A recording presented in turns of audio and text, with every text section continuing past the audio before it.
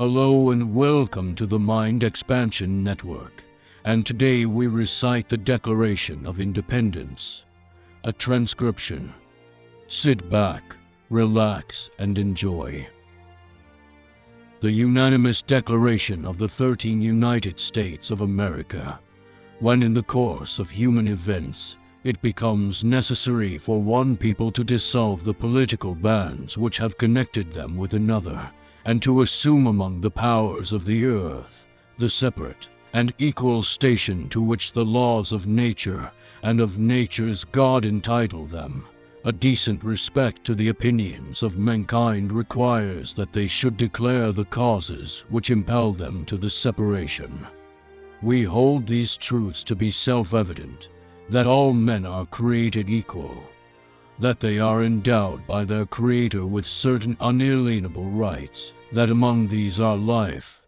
liberty, and the pursuit of happiness, that to secure these rights, governments are instituted among men, deriving their just powers from the consent of the governed, that whenever any form of government becomes destructive of these ends, it is the right of the people to alter or to abolish it, and to institute new government, laying its foundation on such principles and organizing its powers in such form as to them shall seem most likely to effect their safety and happiness. Prudence, indeed, will dictate that governments long established should not be changed for light and transient causes, and accordingly all experience hath shewn that mankind are more disposed to suffer, while evils are sufferable, than to right themselves by abolishing the forms to which they are accustomed.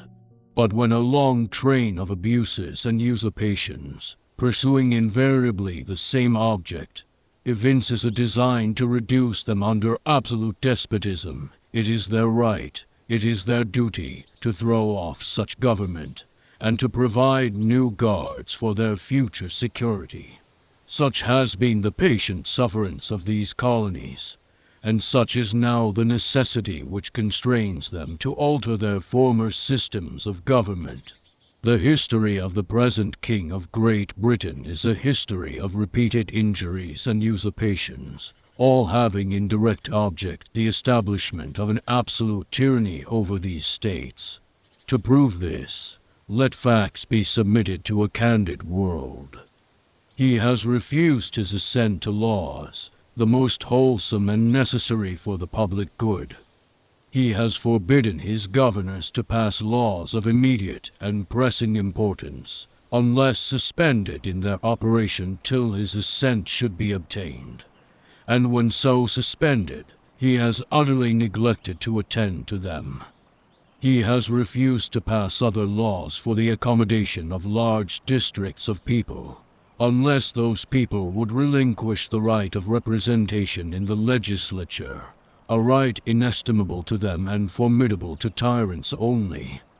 He has called together legislative bodies at places unusual, uncomfortable, and distant from the depository of their public records, for the sole purpose of fatiguing them into compliance with his measures. He has dissolved representative houses repeatedly, for opposing with manly firmness his invasions on the rights of the people. He has refused for a long time, after such dissolutions, to cause others to be elected, whereby the legislative powers, incapable of annihilation, have returned to the people at large for their exercise, the state remaining in the meantime exposed to all the dangers of invasion from without and convulsions within. He has endeavored to prevent the population of these states, for that purpose obstructing the laws for naturalization of foreigners, refusing to pass others to encourage their migrations hither, and raising the conditions of new appropriations of lands.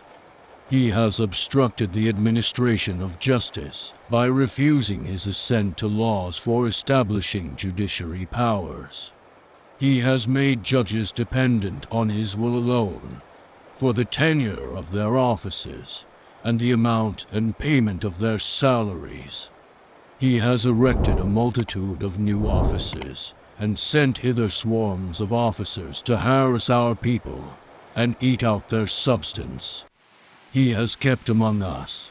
in times of peace, standing armies without the consent of our legislatures. He has affected to render the military independent of and superior to the civil power,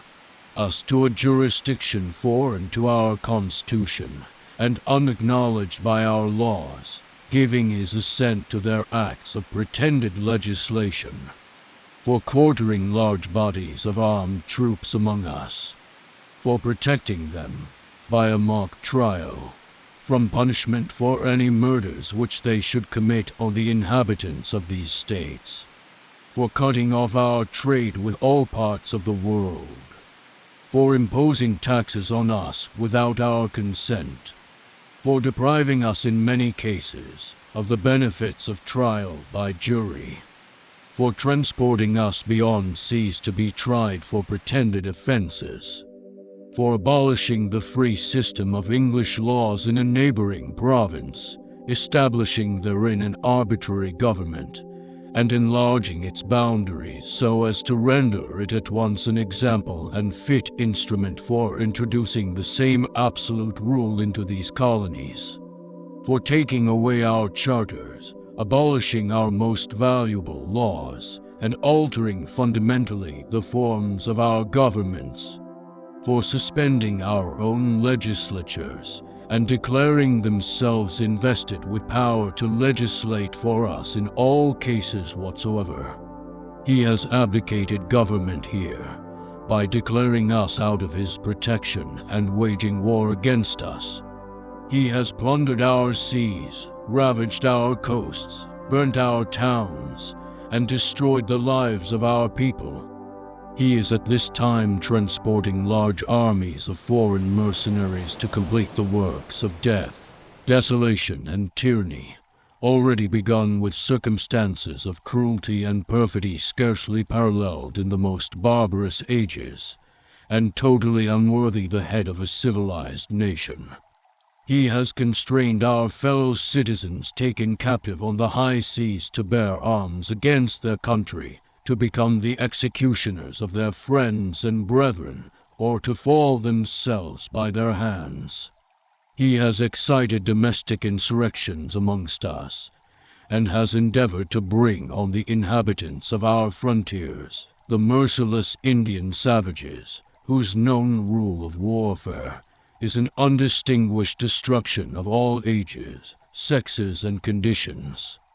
In every stage of these oppressions, we have petitioned for redress in the most humble terms. Our repeated petitions have been answered only by repeated injury. A prince whose character is thus marked by every act. Nor have we been wanting in attentions to our British brethren. We have warned them from time to time of attempts by their legislature to extend an unwarrantable jurisdiction over us. We have reminded them of the circumstances of our emigration and settlement here. We have appealed to their native justice and magnanimity, and we have conjured them by the ties of our common kindred to disavow these usurpations, which would inevitably interrupt our connections and correspondence. They, too, have been deaf to the voice of justice and of consanguinity. We must, therefore, acquiesce in the necessity which denounces our separation, and hold them, as we hold the rest of mankind, enemies in war, in peace friends. We, therefore, the representatives of the United States of America, in General Congress, assembled, appealing to the Supreme Judge of the world for the rectitude of our intentions, do, in the name and by authority of the good people of these colonies, solemnly publish and declare that these united colonies are, and of right ought to be, free and independent states, that they are absolved from all allegiance to the British Crown, and that all political connection between them and the state of Great Britain is and ought to be totally dissolved, and that as free and independent states, they have full power to levy war, conclude peace, contract, our fortunes and our sacred honor, alliances, establish commerce, and to do all other acts and things which independent states may have right to. And for the support of this declaration, with a firm reliance on the protection of divine providence, we mutually pledge to each other our lives, our fortunes, and our sacred honor. And now the signers of the United States Constitution, representing the state of Georgia, Button Gwinnett, Lyman Hall and George Walton,